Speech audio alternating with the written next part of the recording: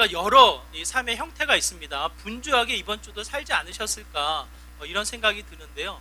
여러분, 삶을 살 때 우리의 생명을 다해서 힘써 무엇인가를 이룰 때에 우리의 주된 관심사, 우리의 주된 목적이 무엇이 있습니까? 뭐가 있을까요? 뭐 해야 될 일을 마치기 위해서 성실하게 이 주어진 일을 감당하는 모습들도 있겠고, 혹여나 억지로 끌려가서 뭐 해야 될 일을 등 떠밀면서 이 감당하는 모습들도 있을 텐데, 각가지의 목표와 각가지의 관심과 각가지의 생각들이 있을 텐데, 이와 같은 마음을 한번 생각해 보시기 바라요. 각양각색의 모습은 다르지만 하나님의 주된 목적, 하나님의 주된 관심, 하나님의 일하심은 누구를 향하고 있을까요? 무엇을 향하고 있을까요? 한번 생각해 보세요. 하나님의 주된 관심, 하나님의 시선, 하나님의 일하시는 목적은 누구를 향합니까? 누구요? 너 아니고 나.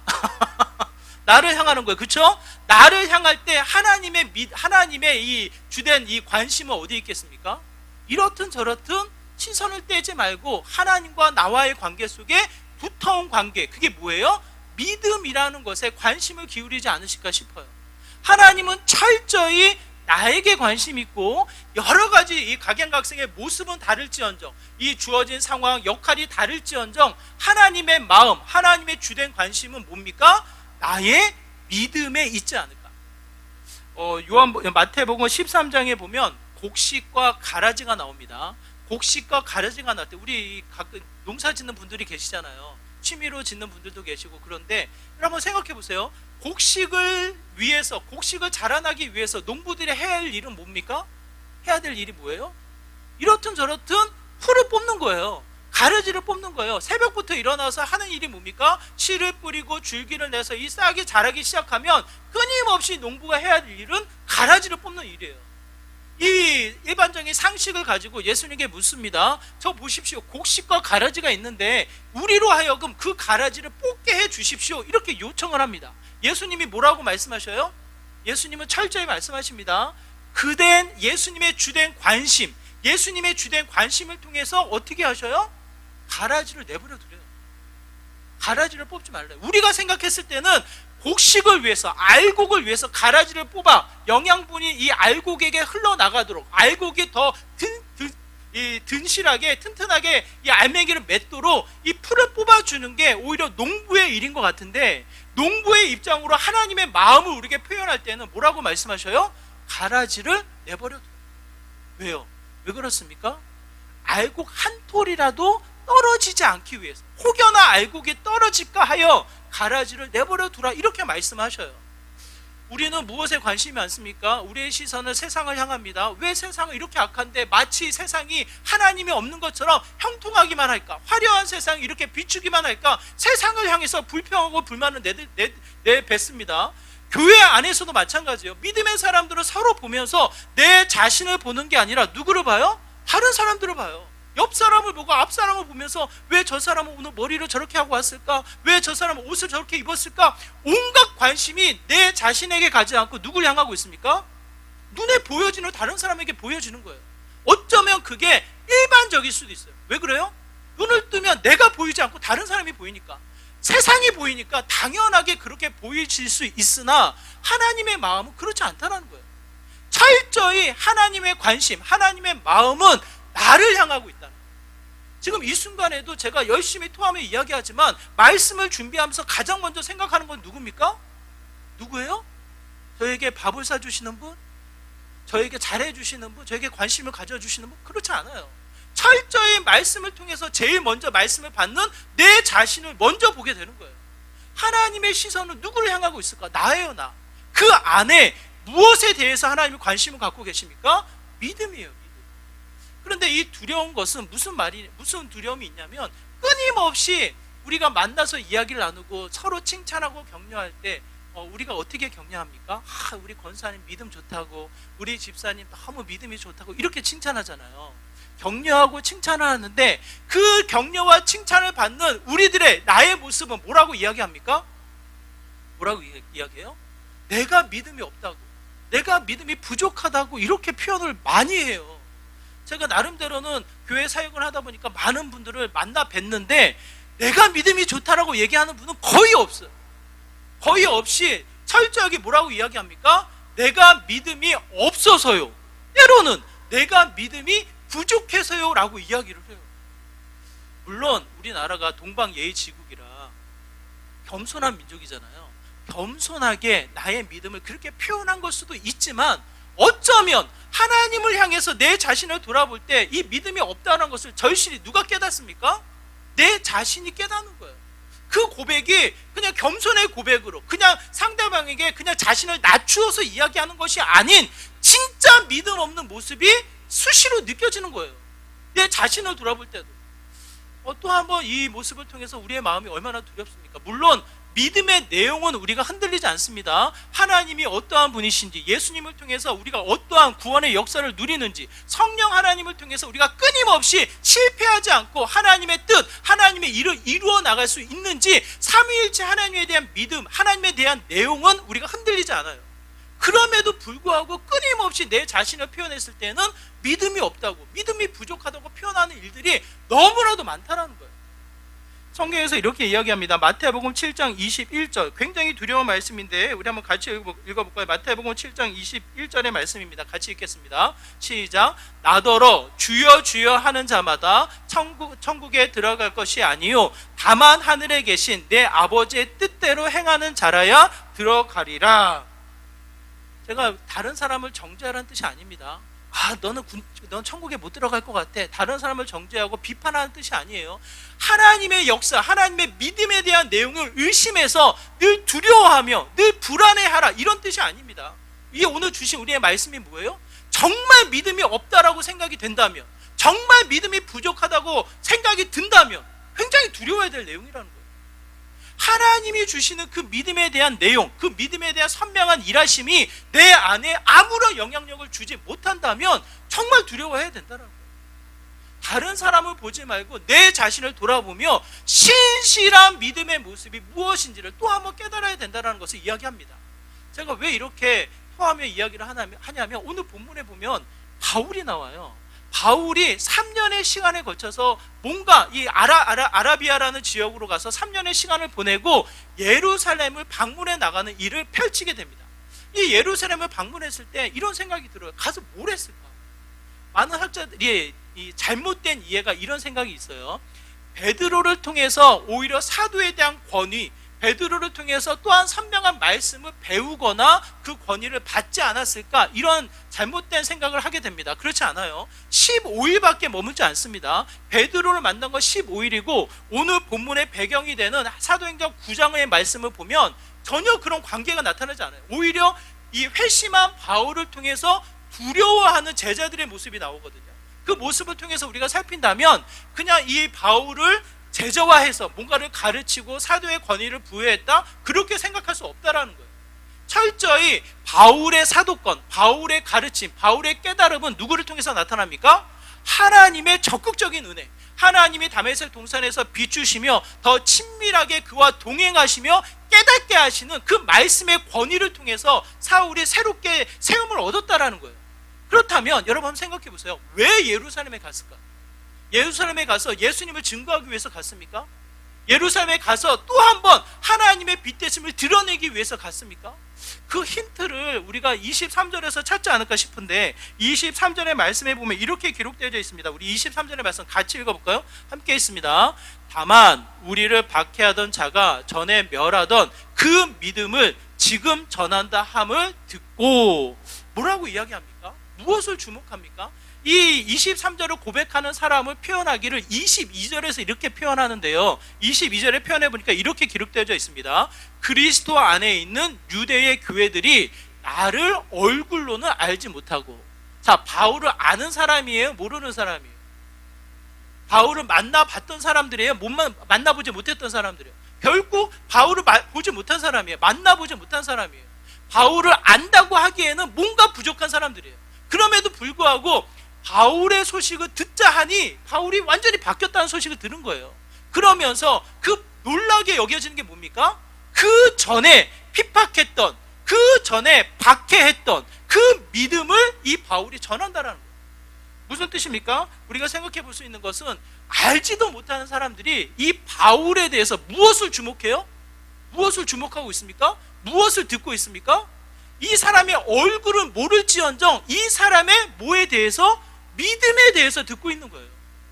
전에는 분명 그 사람이 그 믿음 때문에 박해를 하고 멸망을 시키고 오히려 잡아가서 죽임을 합당히 여겼던 그 믿음인데, 이제는 그 사람이 뭘 전합니까? 뭘 전해요? 여러분, 입이 있습니다. 여러분, 입은 말하라고 있는 거예요. 네, 저 혼자 떠들면 제가 너무 힘들어요. 바울이 뭘 전하고 있습니까? 여기에서 본문은 강조하고 있어요. 그 믿음을 강조하고 있어요. 그 믿음을. 이게 무슨 뜻이냐고요. 결국 바울을 통해서 무엇을 드러내냐면, 바울이 새로워진 하나님에 대한 지식이 새로워져서 이제는 변하지 않는 신실한 그 믿음을 드러내고 있다는 거예요. 예루살렘에 간 이유도 전도와 복음의 이 어떤 증거도 분명히 있지만, 또 한편 바울의 믿음, 바울의 신실한 믿음이 완전히 바뀌었다는, 예전에는 그 믿음을 핍박했지만 이제는 그 믿음을 전하는 자로 그 믿음이 바뀌었다라는 것을 보여주기 위해서 간 것이 아닌가라는 생각이 들어요. 저는 저와 여러분이 그 믿음을 드러내는 자의 모습이 되어야 하지 않을까라는 생각이 듭니다. 예전에는 예수쟁이라는 표현이 있었어요. 예수쟁이. 예전에 초창기에 기독교가 밀려 들어올 때, 이 기독교가 부흥했을 때 곳곳에서 그 믿음이 드러나다 보니까 세상 사람들이 교회 다니는 사람들을 비판하며 부정적으로 표현하며 뭐라고 이야기합니까? 아, 저 예수쟁이라고, 예수밖에 모른다고 라고 하며 예수쟁이라는 이 비난을 했단 말이에요. 근데 요즘 여러분, 예수쟁이라는 소리 듣습니까? 여러분의 이 어디 길을 가다가 교회 다니시는 얘기를 듣나요, 여러분? 오고 가고 집에 아파트이신 분들은 엘리베이터를 타고 오고 내리고 할 텐데, 그 만나는 사람들이 예수 교회 다니시냐고 이렇게 이야기한 적이 있나요, 여러분? 이렇든 저렇든 우리는 어떻게 돼요? 숨어져 있어요. 나는 하나님을 믿지만, 나는 하나님을 예배하지만, 나는 하나님을 온전히 내 주인으로 고백을 하는 듯 싶지만, 내 일상은, 나의 삶은 믿음이 드러나지 않아요. 내 가정도 마찬가지예요. 함께 밥을 먹고 함께 이 생활을 하는 그 가정조차도 믿음이 드러나지 않는 형태로 그냥 시간이 지나가는 모습이 너무나도 쉽게 나타나게 돼버린단 말이에요. 여러분, 굉장히 두렵지 않습니까? 내가 뭐 하나님 말씀을 통해서 구원의 이 흔들림, 구원의 불안을 가져라, 이게 아니라 하나님 믿음 앞에 주여 주여 부르는 자마다 또 한편 온전한 이 착각 속에 하나님을 믿는 듯 싶으나 하나님의 은혜 안에 머물지 못하는 쭉정이와도 같은 존재가 있다라는 거예요. 그걸 통해서 또 한번 내 자신의 믿음을 되새겨보는 시간이 되었으면 좋겠습니다. 드러나지 않는 믿음이 왜 그런가? 오늘 본문을 통해서 생각해 보길 원하는데요, 바울의 모습을 한번 가만히 살펴보시기 바라요. 23절의 말씀 다시 한번 읽어볼게요. 23절의 말씀입니다. 같이 있습니다. 시작. 다만 우리를 박해하던 자가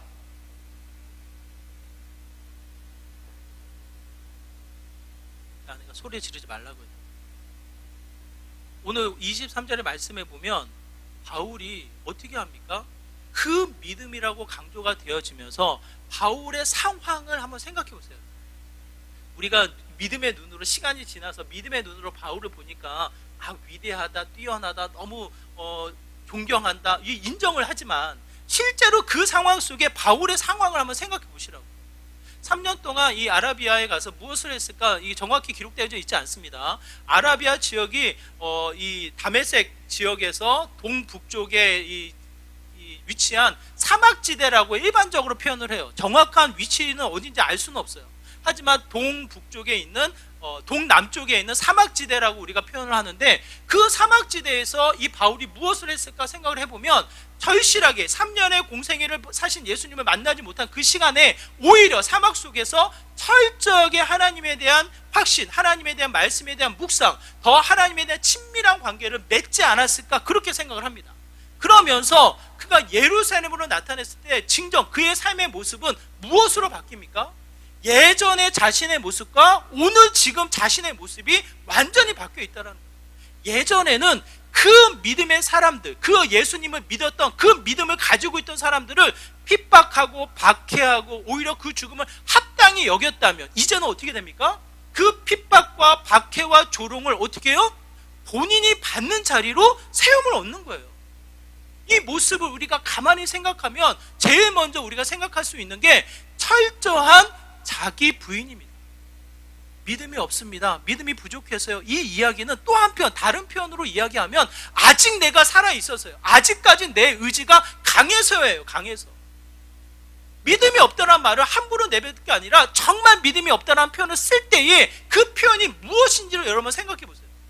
그게 뭡니까? 바울의 모습을 통해서 생각해 본다면 자기의 의, 자기의 생각, 자신의 감정을 어떻게 해요? 철저히 부인하고 철저히 내려놓고 하나님을 향한 믿음을 앞세워서 나타나게 된다는 거예요. 마태복음 16장입니다. 마태복음 16장 24절의 말씀인데요. 우리 한번 같이 읽어볼까요? 함께 있습니다. 시작. 이에 예수께서 제자들에게 이르시되 누구든지 나를 따라오려거든 자기를 부인하고 자기 십자가를 지고 나를 따를 것이니라. 뭐라고 이야기합니까? 철저하게 이야기합니다. 어떤 사람이 그렇게 이야기하더라고요. 다이어트 하고 싶은데 먹는 것은 햄버거 먹고, 다이어트 하고 싶은데 야식을 챙겨서 먹고, 이런저런 다이어트라는 목적은 가지고 있는데 삶의 모습은 그냥 전혀 반대되는 삶의 모습으로 살아간다는 거예요. 그게 현대인들의 모습 아니겠냐라고 이렇게 질문을 던지더라고요. 우리는 하나님의 영광을 기대하며 하나님에 대한 신실한 믿음을 기도하며 더 나아가 하나님을 인정하는 삶을, 하나님의 영광이 드러나는 삶을 기대한다고 이야기는 하지만 그 안에 뭐가 살아남았습니까? 뭐가 죽지 않아요? 끊임없이 내가 보는 것, 내가 생각하는 것, 내가 느끼는 것, 내가 판단하는 것들이 우선되어진다는 거예요. 여러분, 농부를 생각해 보십시오. 알고 생각했을 때는 가라지를 뽑아내야 되는 거예요. 가라지를 뽑아내야지 알곡이 알차게 맺어진다라는 생각을 가지고 가라지를 뽑는 게 일인데, 하나님은 그 가라지를 내버려 두라는 거예요. 맞지 않아요. 세상의 일과 우리가 생각하는 가치와 하나님이 보고 하나님이 일하시는 내용은 전혀 다르다고요. 누가 무엇을 판단할 수 있겠습니까? 하나님이 내버려 두라고 하면 내버려 두는 거예요. 이게 왜 그렇습니까? 내 자신의 의, 내 자신의 판단을 내려놓고 내 자신을 부인할 때 뭐가 살아나요? 하나님에 대한 믿음이 살아나게 되는 거예요. 내 판단은 이렇지만, 내 감정은 이렇지만, 내 상황은 이렇지만 하나님을 믿는 믿음으로 이것을 내가 부인합니다. 철저히 이것을 내려놨을 때에 하나님에 대한 믿음이 앞세워집니다. 우리가 이 바울이 만난 베드로를 한번 생각해 보세요. 베드로도 철저히 다혈질적인 사람이에요. 만약 베드로가 다혈질적인 성격으로 바울을 맞이했다면 싸움이라도 한판 하지 않았을까? 너가 누군데 여길 찾아오냐? 당신이 무슨 일을 했는지 알면서 이곳에 어떻게 찾아오냐고. 그런데 이 베드로가 바울을 맞이합니다. 15일 동안 함께합니다. 무엇을 하겠어요? 철저히 서로에 대한 믿음이 드러나는 거예요. 하나님에 대한 믿음, 나를 바꾸신 그 하나님의 믿음이 이젠 바울을 바꾸셨노라고 또 한 번 하나님의 일하심을 주목하며 완전히 달라진 형태로 15일 동안 만남을 갖게 되는 게 아닌가 싶어요. 이게 무슨 뜻이에요? 자기를 부인했을 때에 믿음이 세워진다라는 거. 믿음이 드러나기 위해서라면 철저히 내 자신을 철저히 부인하고 오직 하나님을 붙잡아 나가는 믿음의 모습이 되어야 한다는 것을 이야기합니다. 다윗도 마찬가지입니다. 다윗의 뛰어남을 여러분 한번 생각해 보세요. 다윗이 왕이었고 나름대로 이 백성들에게 여론의 힘을 얻고 있던 자였어요. 이 신하들이 다윗만을 쫓아다닙니다. 그런 와중에 이 다윗이 고백하는 건 뭡니까? 상황에 매여서 자신의 안전, 상황에 매여서 자신의 왕위, 자신의 권세, 이 눈에 보여지는 군사들을 통해서 자신의 힘을 자랑합니까? 전혀 그렇지 않아요. 철저히 자신이 가지고 있던 모든 권위와 위엄과 이 능력을 부인해버립니다. 무엇을 드러내요? 하나님을 드러내요. 그게 곧 다윗의 신실한 믿음인 것을 우리가 또 한번 깨닫게 되어집니다.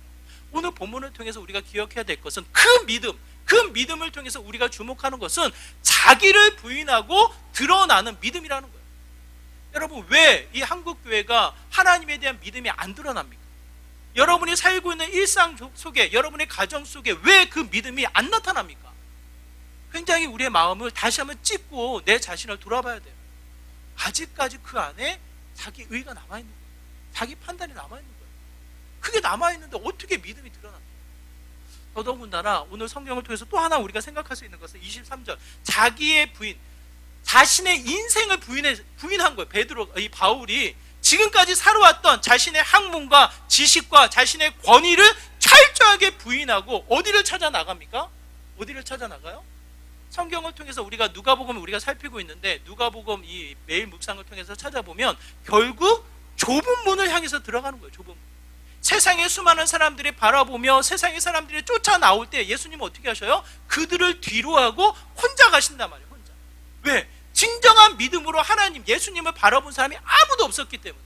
오병이어의 기적으로, 이 놀라운 기적을 통해서 수많은 무리들이 이 예수님을 왕으로 삼으려고 했지만 그 자리에 예수님은 어떻게 반응하십니까?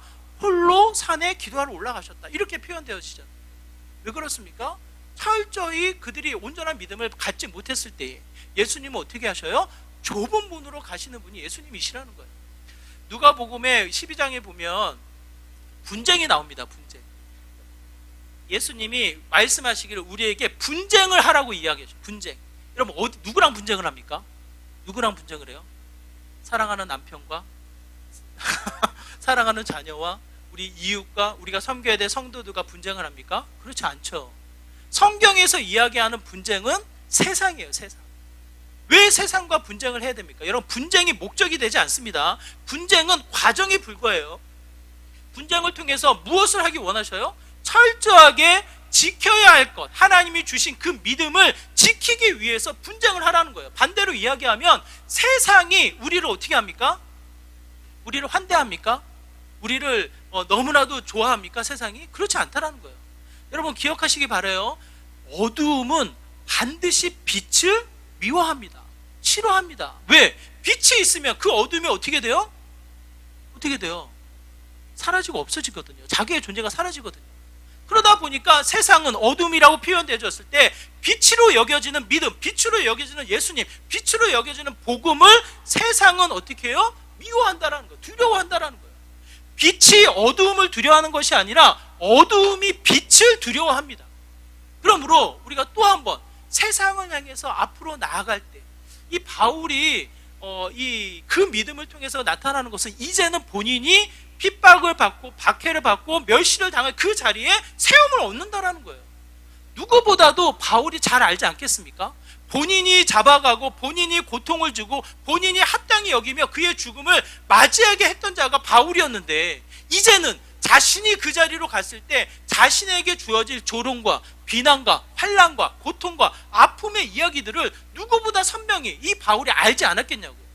근데 그 바울이 어디로 갑니까? 그 앞으로 고난의 현장으로 나아가게 된다는 거예요. 골로새서 1장 23절 24절 이렇게 표현합니다. 우리 한번 같이 읽어볼까요? 함께 했습니다. 만일 너희가 믿음에 거하고 터 위에 굳게 서서 너희 들은 바 복음의 소망에서 흔들리지 아니하면 그리하리라. 이 복음은 천하 만민에게 전파된 바요 나 바울은 이 복음의 일꾼이 되었노라. 나는 이제 너희를 위하여 받는 괴로움을 기뻐하고 그리스도의 남은 고난을 그의 몸된 교회를 위하여 내 육체에 채우노라. 여러분 생각하는 믿음은 뭡니까? 여러분 믿음이 부족해서요, 믿음이 없어서요 이렇게 표현할 때 그 믿음의 내용은 뭡니까? 그 믿음을 통해서 여러분이 기대하는 건 뭡니까? 삶의 형통, 나름대로 이 시대의 이 화려함에 뒤처지지 않는 어떠한 이 성공, 어떤 하나님의 은혜가 나타나는 화려한 영광 뭐 이런 걸 생각하지 않아요 여러분? 그런데 실제로 바울은 자신이 가는 길이 무슨 길이다? 그리스도의 남은 고난을 어떻게 해요? 채우는 자리다. 예수 그리스도의 고난이 부족하다 그런 의미가 아닙니다. 그 십자가의 고난에 이제는 나도 참여하게 된다 그런 뜻이에요. 세상의 영광, 세상의 형통, 세상의 어떠한 이 화려함을 내가 덧입어 이것이 은혜라고 이것이 믿음이라고 드러내는 것이 아니라 믿음이라고 했을 때에 내가 가야 할 길, 내가 전진해 나가야 될 길은 넓은 문, 세상의 화려함, 세상의 많은 이들이 주목하는 자리가 아니라 오히려 예수 그리스도의 십자가의 그 길, 철저한 고통과 환난, 어쩌면 세상 사람들에게 그게 맞냐고 조롱을 받으며 그렇게 사는 게 맞냐고 오히려 이 많은 사람들에게 비난을 받으며 가야 하는 그 길이라는 거예요. 그 길. 힘듭니다. 어렵습니다. 요즘 시대에 나 기독교인이라고 교회 다닌다고 밥 먹을 자리에 나 혼자 티내면서 기도하는 거 쉬운 일 아닙니다. 위축되고 때로는 마음이 조급해지고 때로는 세상이 두렵게 느껴지는 일도 나타나게 됩니다. 그럼에도 불구하고 성경의 믿음이라 하는 것은 뭐라고 이야기해요? 그 십자가의 고난을 그냥 등에 업고 남 몰라라 그냥 그 십자가의 영광만 취해 나가는 것이 아니라 그 십자가를 등에 업고 그 고난에 참여하는 자의 모습이라고 이야기한다고요. 내 자신의 의를 철저히 부인하고 예수 그리스도의 십자가의 고난을 붙잡아 나아가는 것, 그것이고 또 하나의 믿음인 것을 이야기합니다. 베드로도 동일하게 고백합니다. 베드로 4장 13절 이렇게 이야기해요. 우리 같이 한번 읽어볼까요? 함께 했습니다. 시작. 오히려 너희가 그리스도의 고난에 참여하는 것으로 즐거워하라. 이는 그의 영광을 나타내실 때에 너희로 즐거워하고 기뻐하게 하려 함이라. 이 박지성 선수, 강수진, 이 발레리아, 뭐 그들의 발들이 사진으로 많이 유튜브에 나오잖아요. 얼마나 상처투성입니까? 그냥 눈에 보여지는 4강의 신화, 눈에 보여지는 뭐 1등 발레리아의 어떤 이 화려한 경력, 그게 그냥 나타나지 않잖아요. 굳은 살이 베겨지며 상처투성의 이 노력과 애씀이 또 하나의 영광으로 나타나잖아요. 우리의 믿음을 너무 값싸게, 값싼 은혜로 받지 않기를 간절히 소망합니다. 하나님이 우리에게 주신 그 은혜가 믿음으로 우리에게 주어졌을 때에는 그것을 또한 어떻게 해요? 담대하게 그 믿음을 지켜나가는 저와 여러분의 삶의 모습이 된다라는 거예요. 그냥 믿음이 없습니다, 믿음이 부족합니다, 그 말을 쉽게 이야기하기 전에 또 한 번 내 자신을 내 자신을 살피며 무엇이 내게 아직 살아있었는지, 무엇이 나에게 두려움이 되어서 전진해 나가지 못하고 있었는지를 찾아 또 한 번 바들 내딛어 전진해 나가는 저와 여러분의 삶의 모습이 되기를 간절히 소망합니다. 저는 믿음이 이런 거라고 생각해요. 하나님을 알고 그 하나님을 믿는다면 내가 원하는 곳으로 가는 게 아니라, 우리 아이들이 원하는 곳 뻔하잖아요. 정말 아이들이 원하는 곳에 가지 않기를 우리가 바라며 옳은 길로 가게끔 인도하는 게 우리들의 모습이잖아요. 하나님이 마찬가지 아니겠습니까? 하나님이 우리가 가야 할 바로 내딛게끔 이끌어 나가신다라는 거예요. 하나님이 아무것도 없는 곳에 내딛지 않게 하시고 한 발을 내딛게끔 하시면 그 한 발이 내딛는 게 뭐예요? 역사가 됩니다. 홍해가 갈라지고 요단강이 나눠지며 하나님의 구원이, 하나님의 일하심이 선포되어지는 믿음의 현장이 된다는 거예요. 그래서 세상이 빛을 두려워합니다. 빛이 세상을 두려워하는 것이 아니에요. 믿음을 통해서 한 걸음 전진해 나아갔을 때 그 자리는 반드시 믿음의 역사, 믿음의 영광이 나타나게 되어집니다. 그것을 통해서 우리가 또 한번 기억해야 될 것은 어디로 나가야 될지, 이 넓은 문이 아니라 좁은 문, 이 세상의 환대, 세상의 이 영광이 아니라 철저하게 조롱과 환난과 고난의 자리로 한 걸음 더 내딛어 나가다 보면 그 자리는 하나님의 영광이 나타나게 된다는 거예요. 설레지 않습니까, 여러분? 세상의 영광이 아닌 하나님의 영광, 그것을 기대하며 한 걸음 한 걸음 내딛는 믿음의 모습이 된다는 것을 이야기합니다. 마지막 우리가 또 한번 23절을 통해서 우리가 생각해 볼 수 있는 것은 그 믿음이 숨겨지지 않는다는 거예요. 그 믿음이 어떻게 됩니까? 그 믿음이 전해집니다. 그 믿음이 전해진다라는 뜻은 그 증거는 여러분이에요. 여러분. 여러분이 전혀 알지도 못하는 이스라엘의 한 나라, 한 순간에 주어진 말씀이 오늘날에 이르기까지 그 말씀이 어떻게 됩니까? 전해져서 예수 그리스도를 믿는답시고 예수님 앞에 예배를 드리기 위해 이 자리에 계신 거예요. 이 자리에 계신 여러분이 증인이에요. 증인. 이미 누군가를 통해서 그 복음과 그 믿음이 전해져서 우리에게 심겨지고 이제는 그 믿음이 어떻게 됩니까? 그 믿음이 숨겨질 수 없다라는 거예요.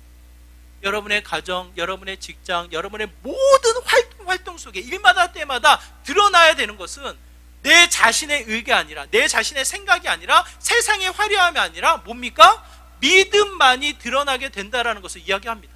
허다한 증인이 이와 같이 이야기를 합니다. 히브리서 12장 1절에서도 이렇게 기록하고 있는데 우리 한번 같이 읽어볼까요? 함께 있습니다.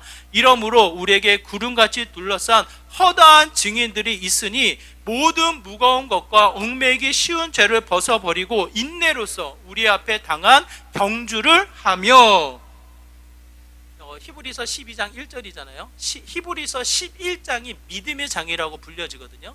히브리서 11장의 믿음의 장을 우리가 가만히 살펴보면 그곳에 배어져 있는 믿음의 모습들은 어떠한 모습입니까?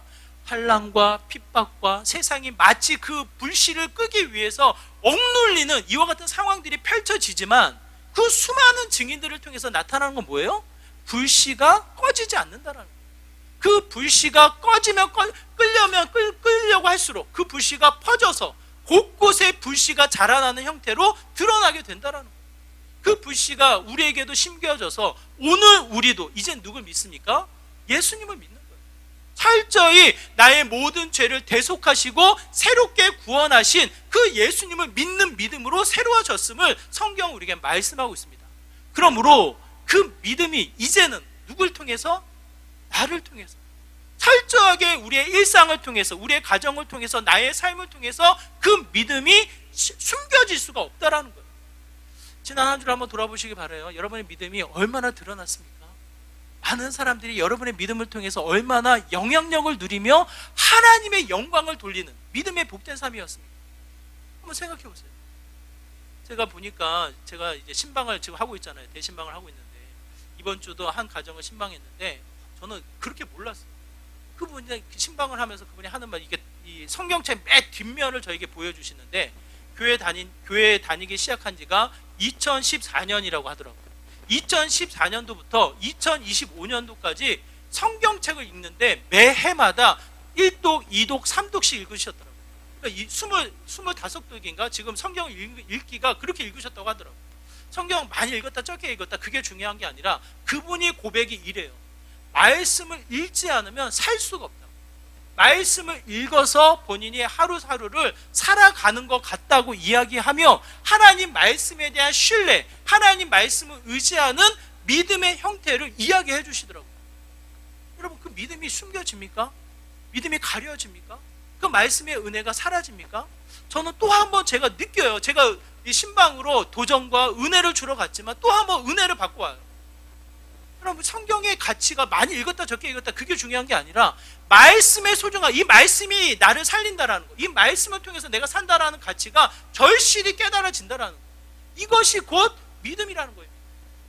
믿음이 있다 없다 여러분 쉽게 얘기하기 전에 철저히 그 가치가 무엇을 의미하는지를 우리가 다시 한번 깨달아 믿음의 영광을 드러내는 복된 삶이 되기를 다시 한번 부탁을 드립니다. 세상의 화려함은 없어도, 세상의 여러 가지 강함이 우리에게 직접적으로 찾아오진 않아도요, 마지막 결과는 완전히 달라요. 제가 오늘 설교를 준비하다가 세상 사람들이 어디에 확신을 가질까 찾아보니까 요즘을 가리켜서 뭐라고 이야기하냐면 불확실한 시대에 살고 있다고 그렇게 표현을 해요. 이미 이 시대의 현대인들이 확실한 것에 이 마음을 둘 곳이 없다라는 거예요. 물질, 경제, 사회, 정치 어디에도 안정을 둘 수 없는, 그 어디에도 확실한 것을 찾을 수 없는, 더 나아가 너무나도 많은 정보가 밀려 들어오다 보니까 세상이 너무나도 급변화하니까 자신이 이것이 확실하다라고 마음을 둘 수가 없대요. 그만큼 불확실한 시대에 살고 있는 게 현대인들의 모습이다. 그 결과가 물론 나타납니까? 공황장애며 불안이며 우울증이며 여러 가지, 그 시대는 좋아졌고 시대는 발전했지만 점점점 병들어가는 시대의 모습을 확연하게 보여주고 있잖아요. 세상이 아무리 발전하고 AI가 아무리 급부상한 발전을 누리게 한다 할지라도 반드시 없어지지 않는 것이 무엇이냐 찾아봤을 때 AI한테 물어보면 뭘 이야기하냐면 종교를 이야기합니다. 믿음을 이야기합니다. 믿음. 뭐 거기에는 다른 이단들의 종교도 들어가 있지만 제가 말씀드리고 싶은 건 우리가 무엇에 확신을 두며 어디에 마음을 둘 것인가, 결국은 내 자신이 아니라 철저하게 하나님을 향한 믿음이라는 것. 세상의 화려함, 세상의 강함, 세상의 넓은 길이 아니라 하나님이 주시는 고난과 환난이 보일지언정 그 길로 가다 보면 결코 고난으로 끝나지 않는다라는 거예요.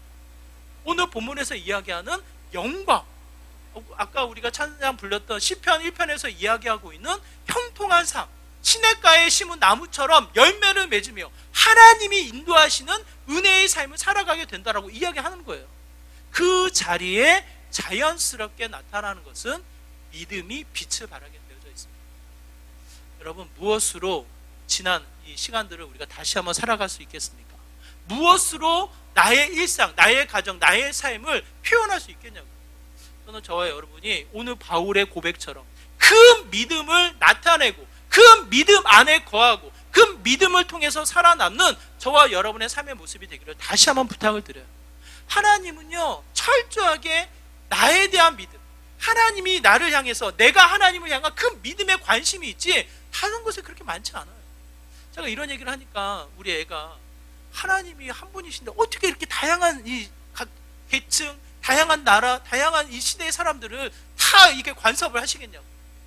하나님은 그렇게 크신 분이셔요.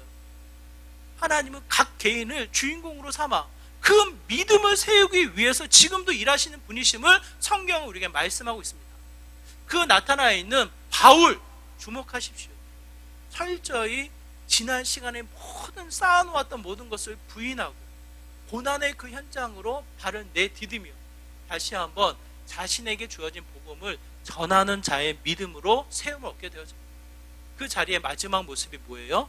24절 우리 한번 같이 읽어볼까요? 24절입니다. 같이 있습니다. 시작. 나로 말미암아 하나님께 영광을 돌리니라. 저와 여러분이 이와 같은 삶으로 전진해 나가주시기를 부탁을 드립니다. 정말 설레지 않습니까? 세상에 찌들어서 어쩔 수 없이 와서 그냥 누군가가 뭐 이야기하다 보면 믿음이 없었어요, 그런 표현이 아니라 정말 한번 살아보십시오. 믿음으로 살아보십시오. 그러다 보면 하나님의 영광, 내 생각보다 너무나도 크신 하나님의 은혜가 덧입혀지는 믿음의 복된 삶이 될 것으로 확신합니다.